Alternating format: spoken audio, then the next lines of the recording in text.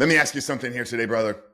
When you walk down the street, when you're at the gym, when you're scrolling through Instagram, are you seeing women or are you seeing objects? Now, if you're being honest with yourself, porn has rewired your brain. You didn't ask for this, but it's happened. Now, your first instinct when you look at a woman isn't connection, but consumption.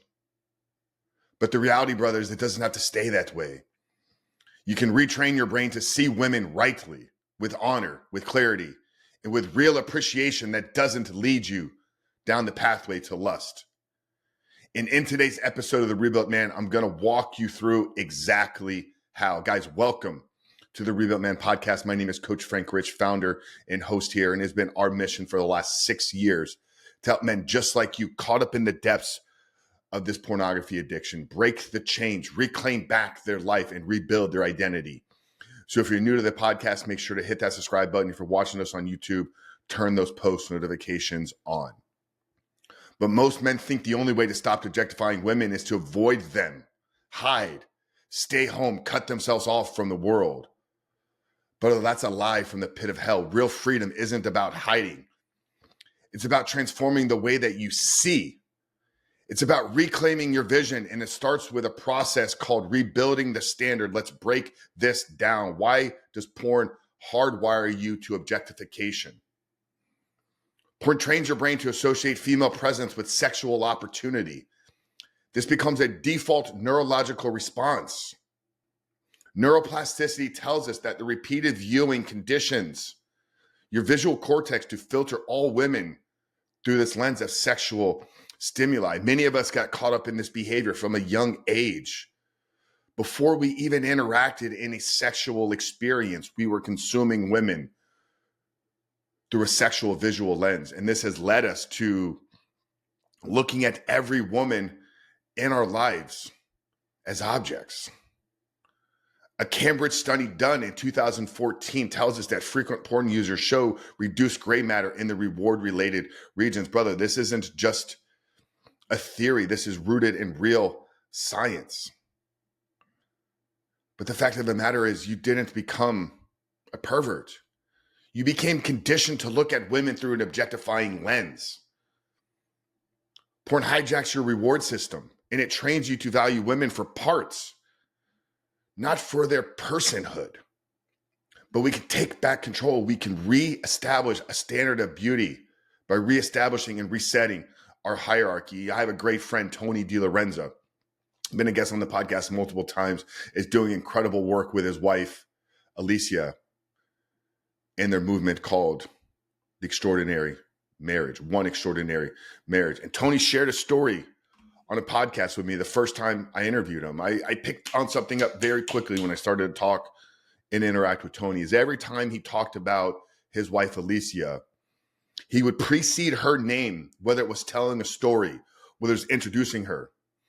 It wasn't, I'd like you to meet my wife, Alicia, but Frank, I want to introduce you to my beautiful wife, Alicia. If you're telling a story, it wouldn't be when Alicia and I were doing this, it would be when my beautiful wife, Alicia, and I were engaging in this activity. It was interesting because I believed I knew what he was doing, but I asked him on the podcast, Tony, this stood out to me. Why every time do you mention Alicia, do you precede her name with the word beautiful? And Tony shared a story of 17 years ago of his own personal struggle with pornography and how this led them to the work that they're doing. And he said, Frank, early on in our journey, I needed to remind her that she was the beautiful person in my life, that I saw her, that I only had eyes for her. So from the beginning, 17 years ago, he was doing this for her. But I said, Tony, I think you're doing something even more powerful. As a man that struggled with porn and as a man that had porn impact his relationships, I know how destructive it can be. You look at every other woman in comparison to yours. I said, Tony, I think you're reminding yourself multiple times every single day that it's not other women, that it is Alicia who is the standard of beauty in your life. And men, if you're caught up in this behavior, if you're struggling with lust and it's impacting how you view your wife, your woman. Begin to practice what Tony has practiced for the last 17 years, because in time, you'll begin to recondition your subconscious mind that that woman that you dedicated your life to is the standard of beauty. And Tony agreed with me, and he is in a very healthy place in his relationship with his wife now. She trusts him. They trust each other. And they can both look at other women now in the world and appreciate their beauty. And that's the process here, is understanding that we can still appreciate the beauty of a woman. We don't have to be a slave to her visual looks. When your wife becomes the standard, though, that is your new visual lens. Now, if you're single man and you're struggling, create a hierarchy of the type of woman that you want to have. Envision her spiritually, emotionally. What are the traits you're looking for a woman beyond her physical presence? This will carry over, and you will begin to see those things in the women that you interact with. Now, I had a friend, Rob Kowalski. I had a conversation with him years ago.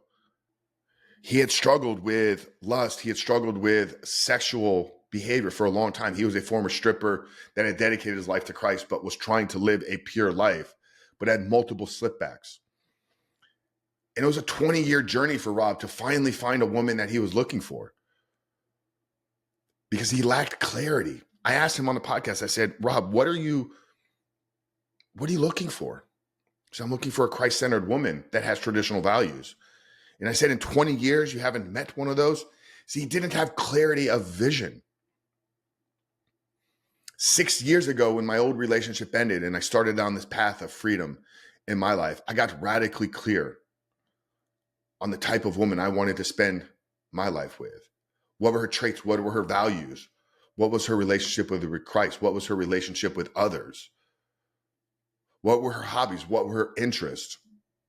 Without vision, the people will perish. Lust thrives in men who lack clarity, who lack standards, who lack vision. Define the woman that you want to spend your life with. Who is she? And then ask yourself, who does she want? And make it your goal to become that person on a daily basis. This will shift you from consumption into creation of a life that you want to live. Don't wait for that woman to come, though. Become the man that she is looking for. Now, every unchecked lustful glance is a micro hit of dopamine, though. We need to understand this. If you're trying to break free, but you're entertaining images on Instagram, if you're going down the rabbit hole on Twitter, you're pushing yourself up against that ledge every single day. And in time, you know what happens. You're going to slip, and this slip is going to lead you to shame, disconnection, isolation, and the trap of falling back. Now, if you catch yourself struggling out in public, you got to learn to control your eye. Understand that you're going to be wired to recognize beautiful women, but it's what you do with that second look that is shaping your thoughts. Begin to look at women for their essence, not just their body. Beauty can become timeless, energy, presence, spirit, not the waist to hip ratio. Yes, those things are incredible. And if you struggle with looking at women that are flaunting their body, you need to reframe how you see them. A woman that is trying to seek your attention is lacking something inside. Don't be the man that objectifies her. Be the man that respects her, the one that she needs in her life. We had a client in our program a little over 2 years ago, and he struggled. He lived in the city, lots of beautiful women, and he began to have a gratitude practice when he saw women out in public. Whether she was dressed in workout attire, he would think, man, she's going to have an amazing workout here today. Whether she was dressed in business attire, carrying a briefcase, man, she's going to have an incredible day at business. Whether she was a mom carrying a bag of groceries, man, what an incredible mom. She's going to go home and cook an amazing dinner for her children. Begin to practice these things out daily. You want to take this even a step deeper. Every morning, write out 3 non-physical traits that you value in your partner or in your future wife. At the end of the night, reflect back on it. Where was one moment where you appreciated a woman's essence and not just her appearance? But brother, when you start seeing women through the eyes of God, everything changes. You stop lusting and you begin to start leading. You stop craving and you begin to start building. But let's get real. This isn't going to change overnight. It takes daily work, community, vision, discipline. And most men are failing because they are fighting alone. That's exactly why I've created the 7-day porn reset challenge in the Rebuilt Man Brotherhood community. I want to extend an invitation for you here today to join us. It's free.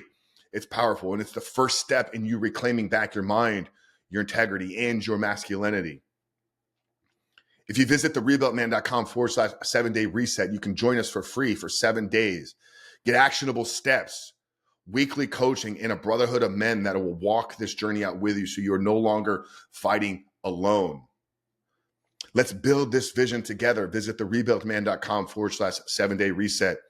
And brother, I look forward to seeing you on the inside.